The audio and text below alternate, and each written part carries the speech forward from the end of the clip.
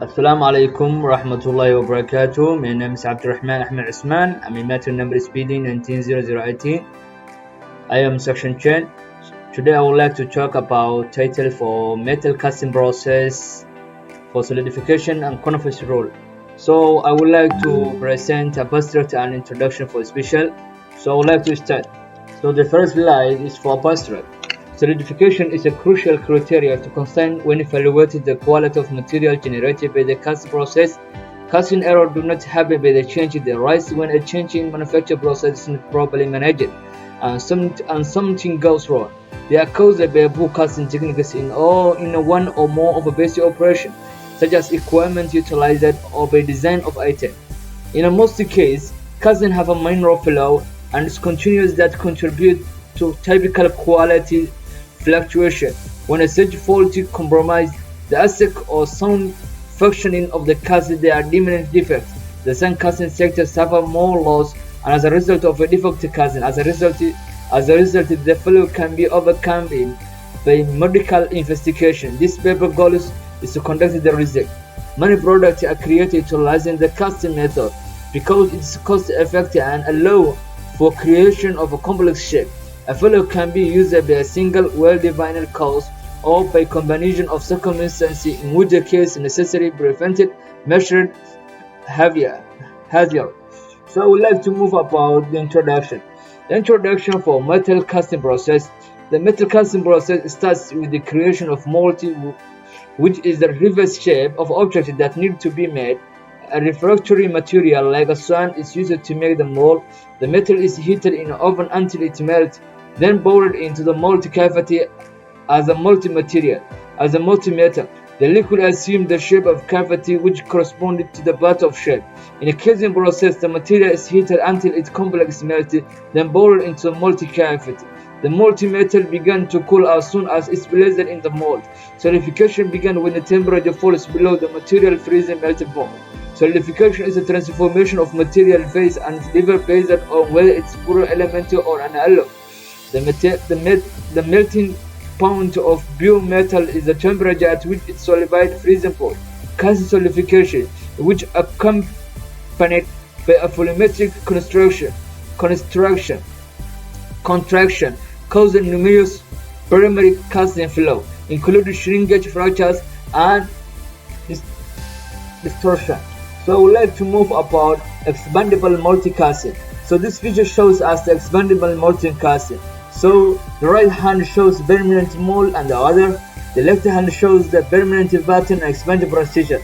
Sand, plastic shell, plastic and investment loss works process, molting all fall under the general category of expandable multi-casting. The temporary, non-resendable mold used in this multi-casting techniques are used. So we need to move about the importance of metal casting process. So the importance of metal casting process, I summarize these 3 points. There are many essential components in a various national manufacturing process. Pouring liquid metal in an intricate near net shape may occasionally be a good product design option. Manufacturers have underutilized competitive cost advantage to the utilization of metal casting technologies. Since ancient time, metal casting has been essential to the growth and development of a human culture and civilization.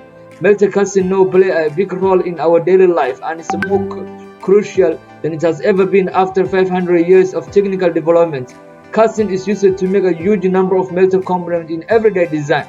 So the following are some reasonable for this. So the first one, casting may create objects with an integrated geometry, internal cavities and hollow section. So the second one, it can be used to create items ranging in a size from few hundred grams to thousands of kilos. So that's all of my part for abstract and introduction. So thank you all of you. Wish you good luck. Assalamualaikum warahmatullahi wabarakatuh. My name is Ali Vikram bin Azmi Al-Mizin, making number DD190097. So our group has decided to take on the metal casting process as our main research topic. So for my part of the presentation, I will be presenting the literature review. There are 2 parts in this literature review, which is the chemical solidification and Korinoff's rule. The directional solidification process allows material to solidify in a specified direction, resulting in a directional or single crystal structure, which can improve the mechanical and physical properties of materials scientifically. Directional solidification is used to make a wide range of structural and functional materials, including single crystal alloys, in situ eutectic composites, high temperature intermetallic compounds, and high precision metals. Recent research has focused on a number of scientific phenomena, including interface, evolution, crystal growth instability, solid radius evolution, and phase selection over the course. Due to the more complete homogeneity of high refractory content alloys, a large thermal conductivity, a large thermal gradient during solidification decreases segregation and allow for enhanced integration ability. On the growth morphology of the dendritic growth in the solidification interface, the impact of shape factors such as temperature gradient, propulsive velocity, thermal disturbance, and growth orientation angle were discussed. It has been discovered that solid redistribution causes multi-level cavity and multi-level fusion, resulting in multi-stage solid segregation, and that increasing the temperature gradient and propulsive velocity can speed up the dendrite growth of directional solidification, as well as develop the second dendrite, reducing the primary distance and solid segregation. In addition, it has been discovered that the inclined dendrite has a competitive disadvantage in comparison to the normal dendrites, and it will eventually perish. The initial main dendrite may be removed by its secondary or third dendrite when the inclination angle is large. Next, we move on to Koronov's rule. The solidification time of a riser or casting is proportional to the square of its volume to ratio according to Koronov's rule. The necessity that the riser maintain repeat longer than the portion of the casting to be fed is the criterion for adaptable riser size.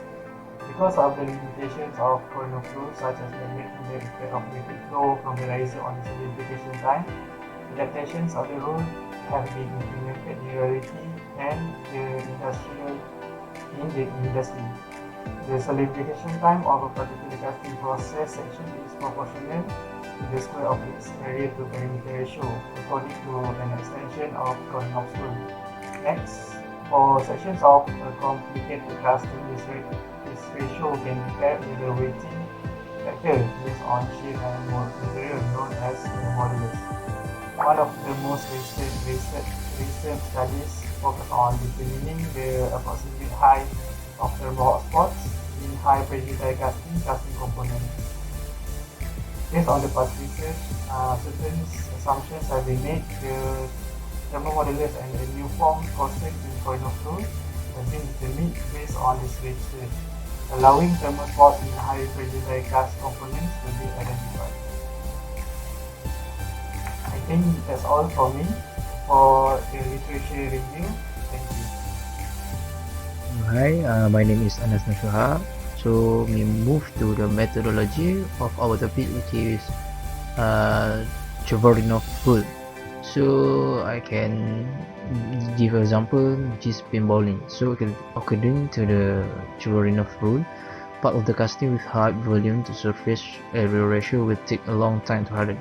So when the mold is fully filled, grains breach in the net regions, preventing metal flow to bulbous base. So after that, a mass of the liquid that cannot be fed yet in present, and it freeze, shrinkage cavity form. So the problem is solved by turning pin upside down. As a result amount of liquid metal, we keep the riser above to fit the shrinkage, the casting below. So to reduce stress concentration, avoid sharp corners and rapid change in size. So differential thermal contraction and strength between continuous water and cooler metal area induce cracking and ripping. So for the last method, which is as a result of the desired gradual directional solidification, a sound casting will be produced. So for the second type of methodology, I found in the journal, which is turbine blade.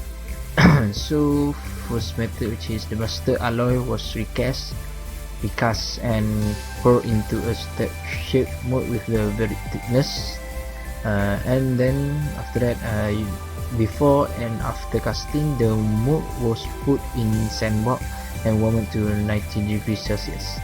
So held for 4 hours. The molten was superheated to 163 degrees Celsius.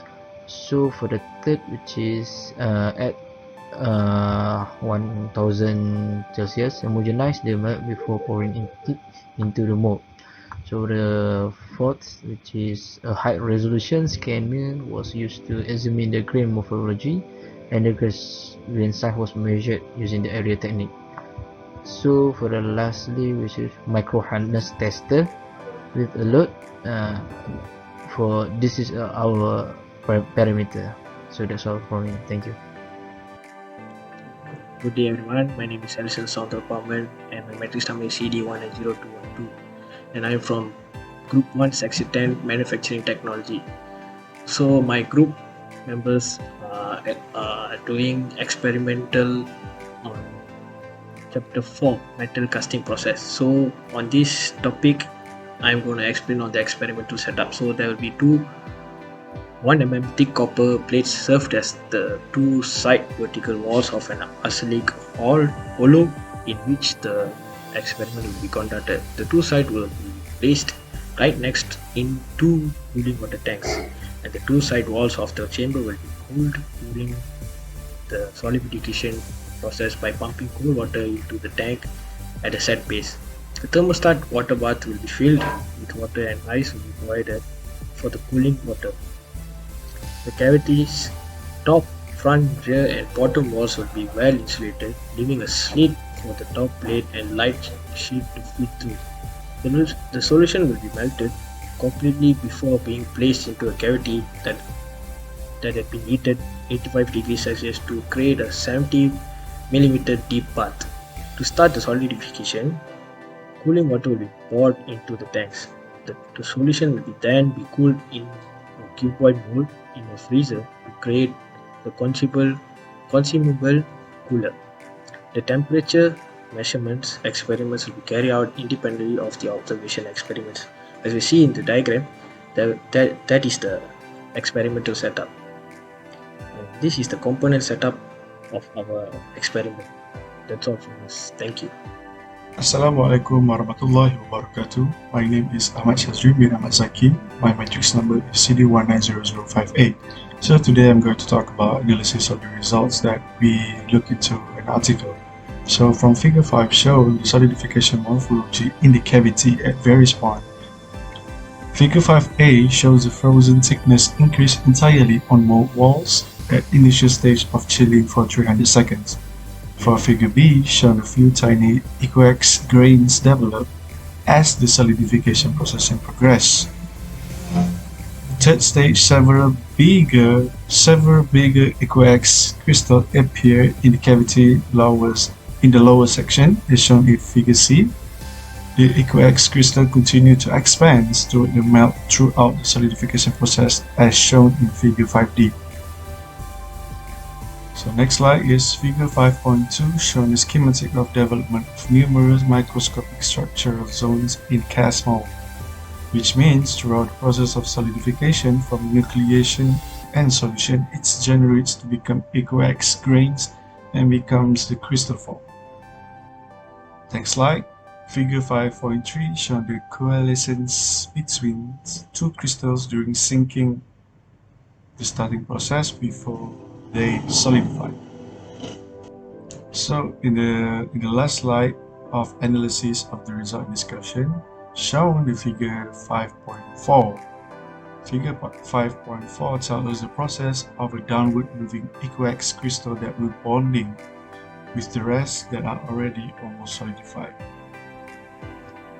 Last but not least is the conclusions. The solidification of NHCl 70% H2O solution in a hollow with two cool side walls was investigated in experiments. The impacts of inserting a varying thickness consumable cooler into the cavity was investigated.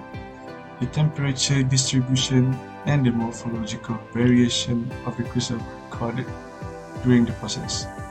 The fundamental conclusions are the solidification process is separated into 3 stages: pure columnar dendrites development, equiax crystal rain occurrence, and steady-state equiax